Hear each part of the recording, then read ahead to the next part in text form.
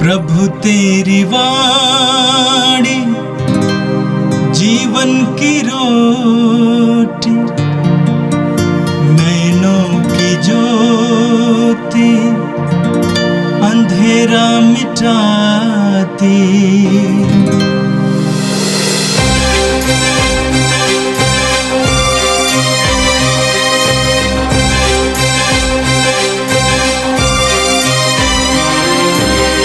प्रभु तेरी वाणी जीवन की रोटी, नैनों की ज्योति अंधेरा मिटाती।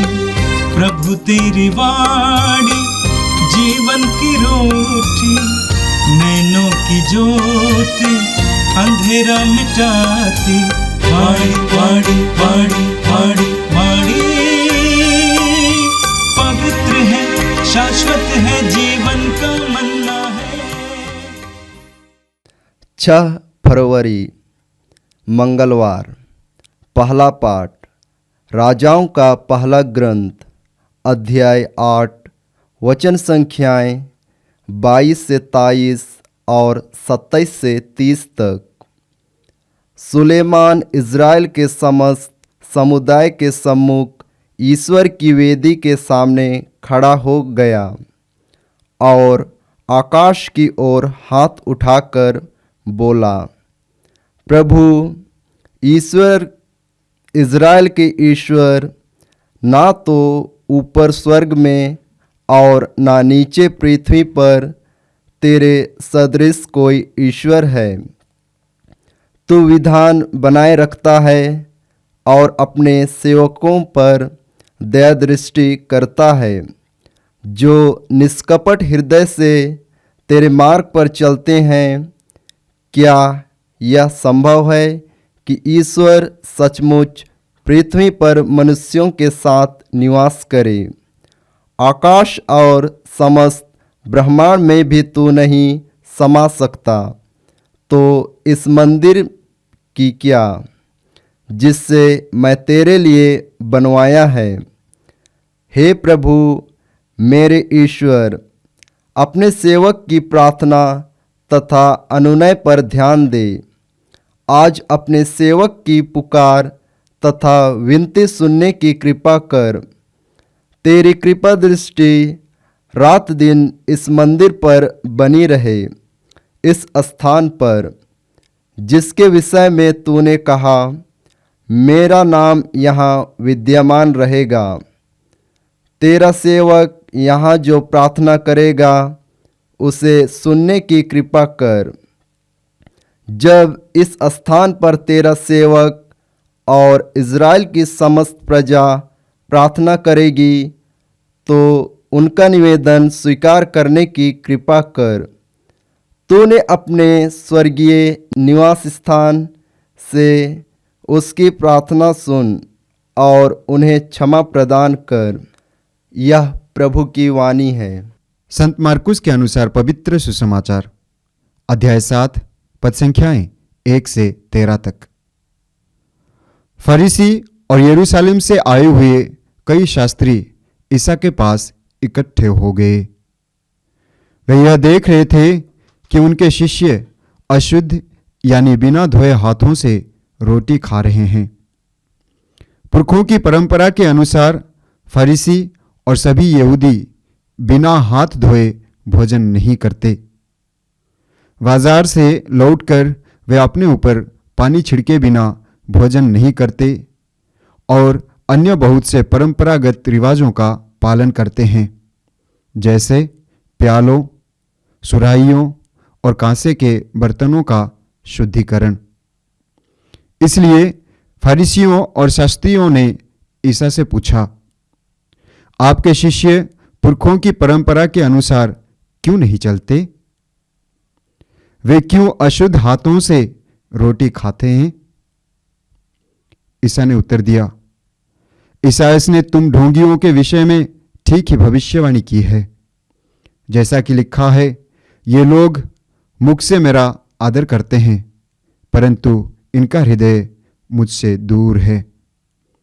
ये व्यर्थ ही मेरी पूजा करते हैं और ये जो शिक्षा देते हैं, वे हैं मनुष्य के बनाए हुए नियम मात्र।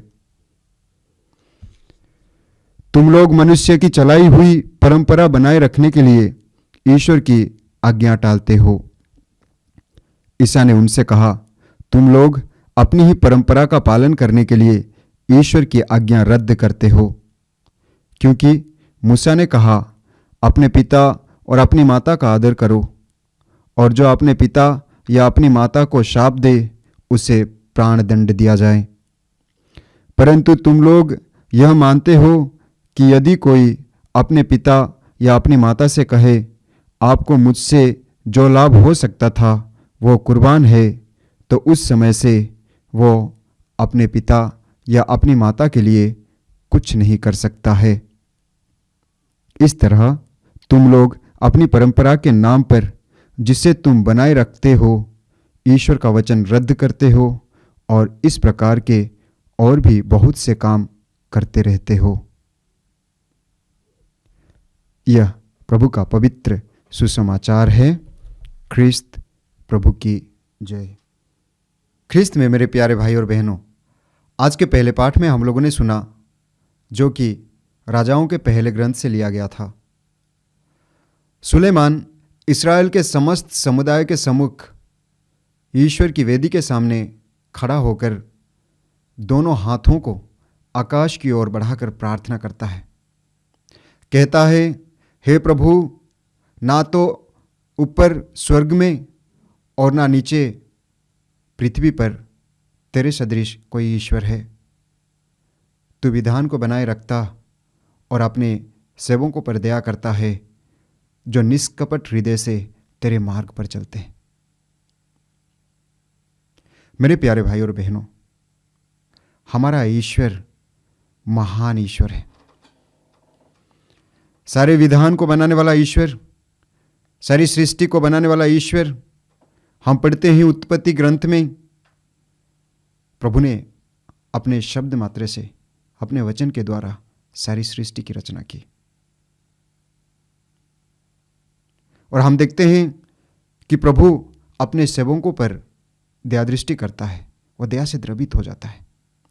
नबी ईसायास का ग्रंथ में हम पढ़ते हैं, अध्याय 55 पद संख्या 7 में नबी ईसायास लिखते हैं कि वो तुम पर दया करेगा, क्योंकि वो दया सागर है। हमारा ईश्वर दया करने वाला ईश्वर है। आगे आज के पहले पाठ में हम लोगों ने सुना कि सुलेमान कहता है, तेरे लिए तो ना आकाश ना पूरे ब्रह्मांड पर्याप्त है, तो इन सब से परे है। वास्तव में प्रभु हर जगह में रहता है, सब कुछ से बढ़कर है, सबसे महान है। और आगे सुलेमान कहता है, मैं जो प्रार्थना करता हूं, मेरी प्रार्थना और मेरे अनुनय पर ध्यान दे, मेरी पुकार, मेरी विनती सुन। और आगे कहते हैं कि अपने सेवकों का प्रार्थना सुन। प्रार्थना हम सब के लिए बहुत ही जरूरी है। प्रार्थना क्या है, कहां करना चाहिए, कब करना चाहिए, कैसे करना चाहिए, हमें जानना जरूरी है। प्रार्थना प्रभु और हमारे जो रिश्ता है उसको मजबूत करता है। जिस तरह एक ब्रिज रास्ता को जोड़ देता है, उसी तरह प्रार्थना हम सबको प्रभु के साथ जुड़ता है। प्रार्थना के लिए कोई समय नहीं है, कब करना चाहिए मतलब इसका कोई पर्टिकुलर टाइम होता नहीं है। मैं केवल मिसा के लिए जाऊं, केवल सुबह ही प्रार्थना करूं, कोई समय नहीं है। लूकोस के सुसमाचार में हम पढ़ते हैं, अध्याय 18 पद संख्या 1 में प्रभु यीशु कहते हैं, निरंतर प्रार्थना करनी चाहिए, कभी हिम्मत नहीं हारनी चाहिए। यानी इसका कोई समय नहीं है। खाते समय, चलते समय, बैठते समय, कार्य करते समय, बातचीत करते समय प्रार्थना कर सकते हैं। और यह चीज आश्रम में मैंने देखा है। काम करते हुए लोग प्रार्थना करते हैं, भोजन करते हुए प्रार्थना करते हैं। अगर हम ठान लेंगे कि मुझे हमेशा प्रार्थना करनी है, तो हम कर सकते हैं। और यही कारण है कि प्रार्थना करने के लिए कोई समय नहीं है, निरंतर प्रार्थना करनी चाहिए, प्रभु यीशु कहते हैं। कहां करनी चाहिए? कुछ लोग ऐसे हैं दूसरों को दिखाने के लिए प्रार्थना करते हैं, भीड़ में जाकर प्रार्थना करते हैं। लेकिन प्रभु यीशु क्या कहते हैं? मत्ती के सुसमाचार में अध्याय 6 पद संख्या 6 में प्रभु यीशु कहते हैं, जब तुम प्रार्थना करते हो अपने कमरे में प्रवेश करो, द्वार बंद करो और एकांत में अपने पिता परमेश्वर से प्रार्थना करो, और वो पिता परमेश्वर जो तुम्हें एकांत में देखता है वो तुम्हें पुरस्कार देगा। यानी बंद कमरे में, यानी अकेले में प्रार्थना करनी चाहिए।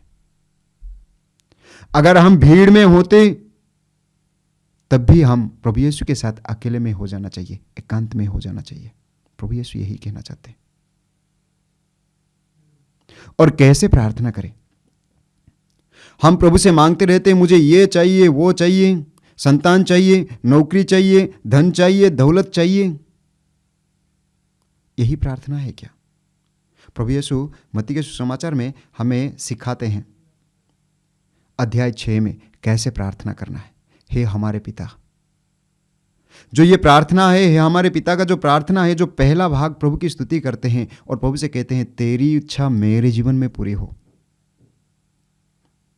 और जो दूसरे भाग है उसमें हम कहते हैं हमें प्रतिदिन का आहार दे। और जिस तरह हम दूसरों के पापों को क्षमा करते हैं, दूसरों को क्षमा करते हैं, उसी तरह तू भी हमें क्षमा कर। यानी हम कुछ आशा नहीं करते, प्रभु की मर्जी पूरा होने के लिए प्रार्थना करते हैं। जब हम प्रार्थना करते हैं, प्रभु की मर्जी पूरा होने के लिए प्रार्थना करना चाहिए, तब जाके हमारे जीवन में कुछ बदलेगा। हम ज़्यादा से ज़्यादा अपनी जो इच्छा है उसको पूरा करने के लिए प्रभु से मांगते हैं और कहते हैं कि प्रभु हमारी प्रार्थना सुनते नहीं है, मेरी प्रार्थनाओं की सुनवाई क्यों नहीं होती? क्या हमारा ईश्वर बहरा है? क्या वो नहीं सुनते? हमारा ईश्वर सुनते हैं। नबी ईसायास लिखते हैं अध्याय 59 पद संख्या 1 में, उसका कान बहरा नहीं है, वो सुन सकता है। यानी प्रभु का कान बहरा नहीं है, वो सुन सकता है। यानी सुनने वाला ईश्वर वो सुनता है, वो सुनता है। अगर हमारा ईश्वर सुनने वाला ईश्वर है तो हमारी प्रार्थनाओं की सुनवाई क्यों नहीं होती? क्योंकि हम अपनी जीवन शैली को बदलते नहीं है। प्रभु को क्या प्रिय है उसकी खोज नहीं करते। प्रभु मुझसे क्या चाहता है, मेरे परिवार से क्या चाहता है, इसके बारे में नहीं सोचते। जब हम प्रभु को क्या प्रिय है उसकी खोज करना शुरू कर देंगे, प्रभु हमारी प्रार्थना सुनेंगे और हमारी जो जरूरत है प्रभु पूरा करेंगे। आज के सुसमाचार में हम लोगों ने सुना, जो कि मार्कुस के सुसमाचार से लिया गया था। फरीसी और शास्त्री प्रभु यीशु के पास आते हैं और प्रभु यीशु से कहते हैं कि आपके जो शिष्य लोग हैं बिना हाथ धोए क्यों खाते हैं, परंपरा का पालन क्यों नहीं करते, क्यों अशुद्ध हाथों से भोजन करते हैं? प्रभु यीशु उत्तर देते हैं, ईसाइयास ने तुम जैसे ढोंगियों के लिए ठीक ही भविष्यवाणी की है। लिखा है, वे तो मुख से मेरा आदर करते हैं परंतु उनका हृदय मुझसे दूर है। वे व्यर्थ ही मेरी पूजा करते हैं। वे जो शिक्षा देते हैं वे मनुष्य के बनाए हुए नियम मात्र। वास्तव में हम कभी कभी अपने नियम को ज्यादा ध्यान देते हैं। आगे प्रभु यीशु कहते हैं, तुम अपने परंपरा को बनाए रखने की कोशिश करते हो, परंपरा को महत्व देते हो और ईश्वर की जो आज्ञा है उसे रद्द करते हो। अपने परंपरा को, अपने संस्कृति को ज़्यादा ध्यान देते हैं और ईश्वर की जो आज्ञा है उसे रद्द करते हैं, उसका पालन नहीं करते। जबकि हमें प्रभु के आज्ञाओं का पालन करना अनिवार्य है। जब प्रभु यीशु का परीक्षा लेने के लिए एक शास्त्री प्रभु यीशु के पास आते हैं, जो हम पढ़ते हैं मार्कुस के सुसमाचार अध्याय 12 में, वह शास्त्री प्रभु यीशु से पूछता है, गुरुवर सबसे बड़ी आज्ञा कौन सी है? प्रभु यीशु उनसे कहते हैं, मार्कुस के सुसमाचार अध्याय 12 पद संख्या 30-31 में हम पढ़ते हैं, तुम सबसे पहले अपने ईश्वर को सारे हृदय से, सारी बुद्धि से, सारी शक्ति से और सारे आत्मा से प्यार करो। और आगे प्रभु यीशु कहते हैं, अपने पड़ोसी को अपने समान प्यार करो। बाकी सब कुछ इसमें है। जब हम अपने ईश्वर को सारे हृदय से प्यार करेंगे, अपने पड़ोसी को प्यार करेंगे, यानी ईश्वर के आज्ञा का पालन करेंगे, तो बाकी सब ठीक हो जाएगा। सारे नियम उसमें आ जाएंगे, सब कुछ ठीक हो जाएगा। हम ईश्वर के लायक बनेंगे, हम शुद्ध हो जाएंगे, हम पवित्र हो जाएंगे। लेकिन हम इस पर मनन चिंतन नहीं करते, हम अपने संस्कृति पर मनन चिंतन करते हैं, जिस तरह फरीसी और शास्त्री लोग करते थे। किसने हाथ धोया, किसने हाथ नहीं धोया, यह मायने नहीं रखता है। हम पढ़ते हैं मत्ती के सुसमाचार में अध्याय 15 में प्रभु यीशु कहते हैं, जो हमारे अंदर जाता है वो हमें अशुद्ध नहीं करता है, बल्कि जो हमारे अंदर से बाहर आता है वो हमें अशुद्ध करता है। आइए हम अपने आप को देखें कि मेरा जीवन शैली कैसा है,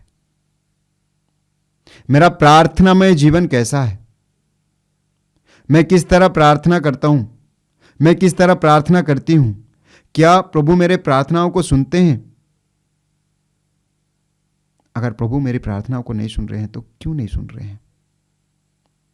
हो सकता है मैं परंपरा में फंसा हूं, हो सकता है नियम कानून में फंसा हूं, हो सकता है संस्कृति का पालन करने के लिए लगा हूं। प्रभु को क्या प्रिय उसकी खोज नहीं करता। प्रभु मुझसे क्या चाहते हैं उसके बारे में मनन चिंतन नहीं करता। हो सकता है यही कारण है कि प्रभु हमारी प्रार्थनाओं को नहीं सुनते। आज हम प्रभु से आशीष मांगे, कृपा मांगे कि प्रभु हमें आशीष दे, कृपा दे, ताकि निरंतर प्रार्थना करने के लिए हम आगे आए, निर्णय लें, ताकि हम प्रभु के आज्ञाओं का पालन करने के लिए एक निर्णय लें, ताकि हमारा रिश्ता प्रभु के साथ मजबूत हो जाए। आज के दिन में प्रार्थना करने के लिए, प्रभु के आज्ञाओं का पालन करने के लिए प्रभु हमारी मदद करे।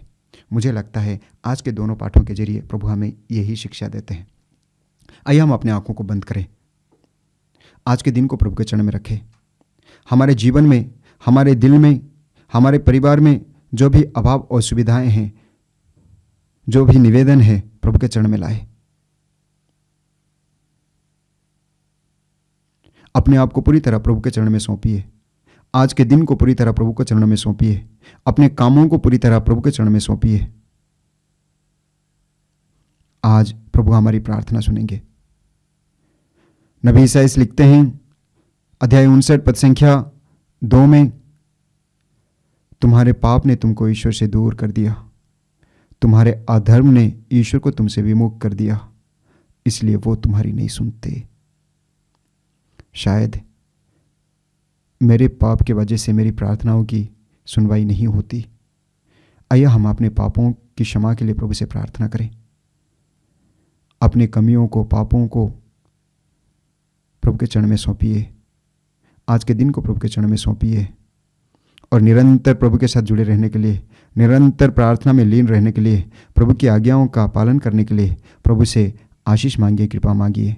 आज के दिन में प्रभु हम हर एक को भरपूर आशीषों की पाँव से भरे। हमारे परिवार में प्रभु की आशीष हो, हमारे बच्चों के जीवन में प्रभु की आशीष हो, हमारे जीवन में प्रभु की कृपा हो। आज के दिन में प्रभु हम सबको शैतान की हरकतों से बचाए रखे।